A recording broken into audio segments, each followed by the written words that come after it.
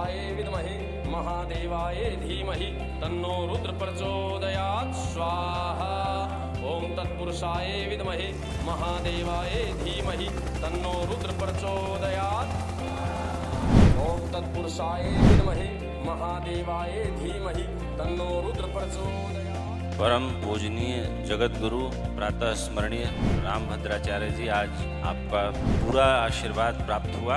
2 शब्द महाराज जी ने कहने के लिए बोला है और हम सब परम पूजनीय को सुनने के लिए आए हैं। मैंने साक्षात राम कथा सामने बैठ के नहीं सुनी, लेकिन टेलीविजन पर महाराज जी को मैं सुना है राम कथा कहते हुए।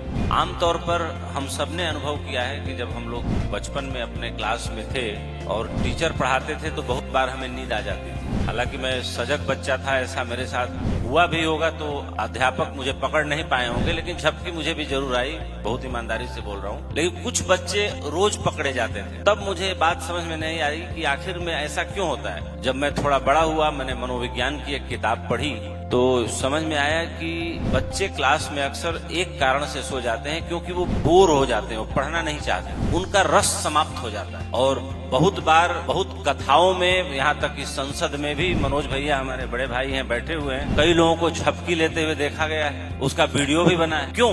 वहाँ भी वही नियम लागू है, क्योंकि वहाँ भी आदमी बोर हो जाता है, रस नहीं ले पाता, चेतना नहीं जग पाती उसकी। और वैज्ञानिक ये भी कहते हैं कि जब एक ही लोरी को माँ या बुआ या दादी बार बार गा के सुनाती है तो छोटा बच्चा भी बोर होकर सो जाता है, उसको नींद आ जाती है। लेकिन इस उदाहरण से मैं कहना ये चाहता हूँ कि राम कथा ऐसी है, इतनी मार्मिक, इतनी भावुक, इतनी आत्मा में उतर जाने वाली। सिद्ध पुरुष कहते हैं कि मुर्दा भी जिंदा हो।